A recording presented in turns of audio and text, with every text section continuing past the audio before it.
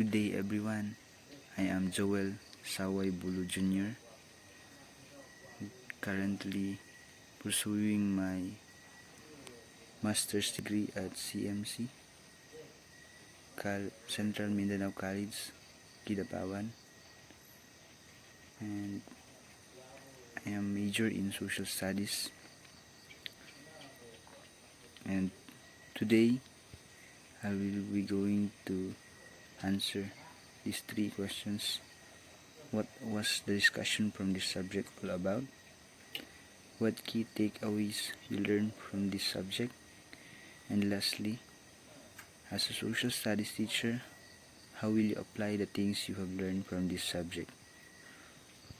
First is, what was the discussion from this subject all about? The discussion surrounding behaviorism delves into the scientific study of observable behaviors and its relations to learning and environmental influences. These fields of psychology, also known as behavioral psychology, which emphasizes the role of conditioning in shaping behavior. And of course, rejecting the notion that internal mental states hold significant weights in determining actions. The core of the discussion revolves around two main types of conditioning, which is the first one was classical conditioning. And these types of conditioning, pioneered by Ivan Pavlov, focuses on learning through association. A neutral stimulus is paired with a naturally occurring stimulus that elicits a specific response. And over time, the neutral stimulus becomes associated with a response even without the naturally occurring stimulus being present. For example, Pavlov's famous experiment demonstrated how dogs could be conditioned to salivate and the sound of a bell after repeatedly pairing the bell with the presentation of a food. When Ivan Pavlov experimented about the dog, he uses bell for the signal that the dog is given a food. And the next core discussion of this discussion is the operant conditioning.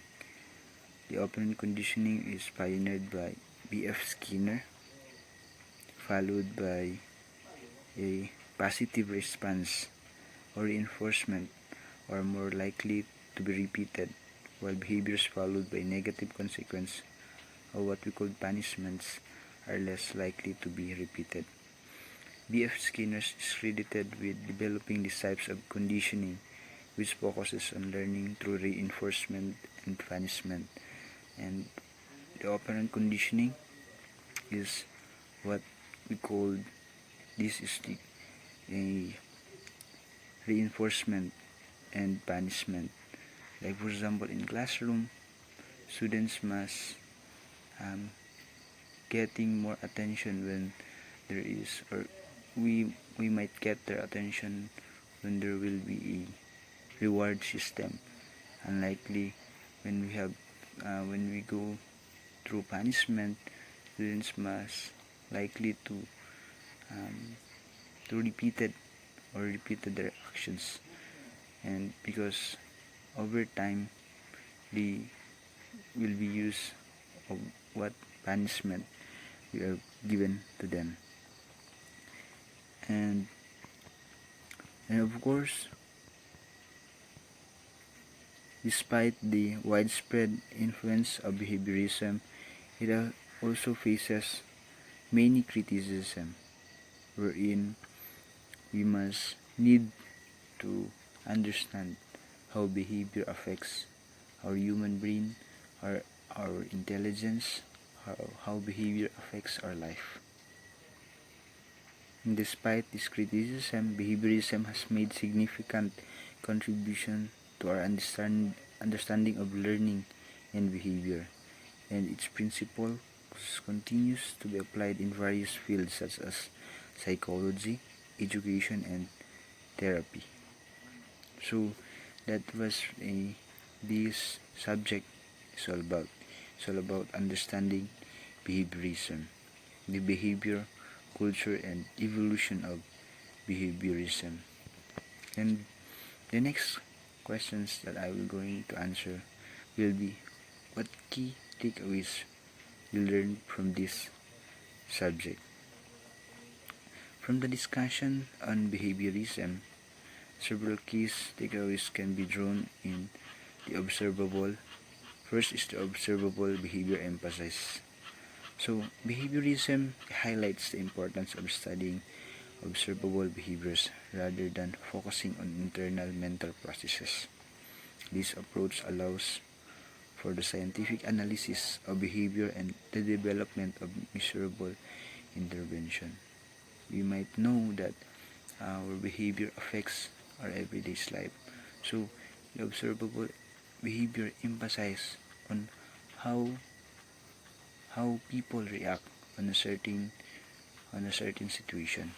We might think that people must use to it specific only behaviors that might affect our everyday life or our lifestyle, our habits.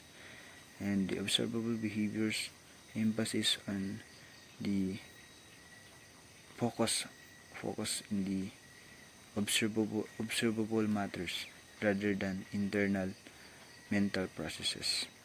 The next is the conditioning techniques. The principle of classical conditioning and operant conditioning plays a significant role in behaviorism. Understanding how associations and reinforcement influences behavior provides insights into learning and behavior modification. So, such as how B.F. Skinner emphasized the operant conditioning, which is he is quiet, focus on how to reward or the reward system on the reinforcement to the people or to the students for them to being able to understand how behavior is. And next is the environmental influence. Behaviorism underscores the impact of environment factors on behavior. By manipulating the environment and providing appropriate reinforcement, behaviors can be shaped and modified. So our behavior is particularly influenced on the environment where we live, because sometimes some people might think that their behavior comes from their genes, but of course the environment have some impact of it. Like for example, when we are in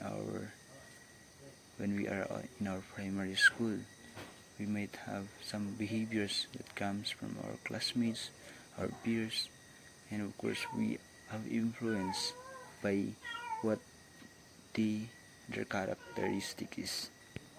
And environment plays an important role on how we develop our behavior right now, because we might think that our behaviors is generally come from our mother and father, but of course we also influenced by many people surround us. And it talks about the environmental influence. And next is the application in various fields. So understanding the behaviorism or the behaviorism has the practical application in mental health, education, and addiction treatment. Behavior therapy techniques derived from the behaviorism have some effective in treating various psychological disorder and promoting positive behavior in educational setting. So behaviorism is not just in in mental or in our thinking processes, but of course it is applicable in various fields such as in education. As what I have example in our as what in our discussion, the example was the reward and punishment. So in education it is also applicable in the classroom, because sometimes student might get interested in doing activities, in answering their activity, in answering their assignments when there is a reward rather than with punishment. And number 5 is criticism and limitation. Despite its contribution, behaviorism has faced criticism for its reductionist approach, deterministic view, and limited scope. Critics argue that behaviorism oversimplifies human behavior and neglect important internal factors that influence actions. So, criticism and limitation. Some scholars argue that behaviorism is focuses on the in or it is oversimplifies in human behavior, but behaviorism of course focuses on mental processes where we people might um, might come quiet for this. Now we are getting more specific on the environmental influence rather than on our mental processes, on how we think, on how several things affects our mind. So that was the criticism and limitation of behaviorism. And lastly, continued relevance. While behaviorism has its limitation, its principle continues to be relevant and influential in psychology and related fields. Understanding behaviorism provides a foundation of implementing effective intervention and strategies to address behavioral issues. And overall, the things that I have learned from this subject is that studying behaviorism offers valuable insights into how behavior is learned, shaped, and modified through environmental issues and conditioning techniques. By incorporating the principle of behaviorism into various practices, individuals can better understand and address behavioral challenges in different contexts. And lastly, as a social studies teacher, how will you apply the things you have learned from this subject? As a social studies teacher, integrating the principles of behaviorism into instructional strategies can enhance student engagement, promote positive behavior, and facilitate effective learning. So, in classroom, behaviorism is a big help, or, or it plays an important role for me as a teacher, because it creates a harmonious classroom environment. Utilizing behaviorist principles such as positive reinforcement and clear expectation can help establish a conducive learning environment. By rewarding desired behaviors such as active participation or respectful interaction, students are motivated to engage positively in the classroom. So it might a big help, no? Can can cause a lot of positive impact in the classroom itself, and but also also to the students' personality. And next is it creates a learning activities, or as a social studies teacher, incorporating interactive activities and hands-on experience that align with behaviorist principle can enhance students' learning. Like for example, Using reinforcement like praise, reward, or privileges for completing tasks can encourage students to stay on task and strive for academic success. And number three is behavior modification. So, what is behavior modification? How this behavior modification can apply as a social studies teacher? By implementing behavioral modification techniques, it derived from behaviorism such as token economies or behavior contracts can help address challenging behavior and promote positive conduct in the classroom. By clearly outlining expectation and consequence, students are guided towards desired behavior.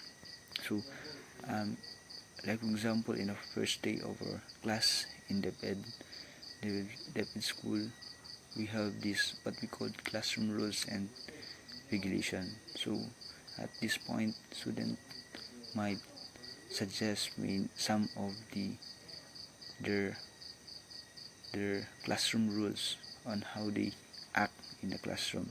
So there might be behaviors or their characteristic that they can modify for them to um, for them to get involved in the classroom.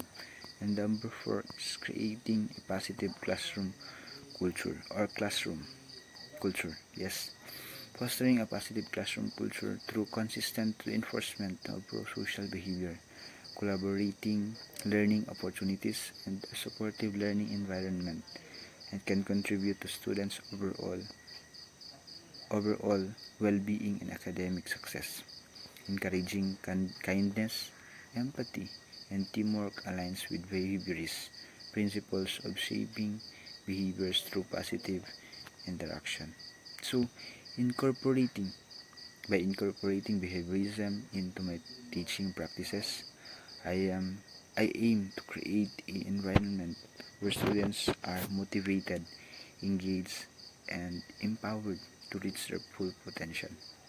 Understanding how behavior is influenced by environmental factors and reinforcement strategies allows me to implement effective teaching methods that cater to the diverse needs of my students and facilitate their academic growth and development. So, I, that's all. That's all for this video. I hope that sometimes, um, I hope that these answers might gain some some impact on how on how I understand behaviorism. And that's all, and thank you so much. Again, this is again my name is Joel Saway Bulo Jr., MAED Social Studies.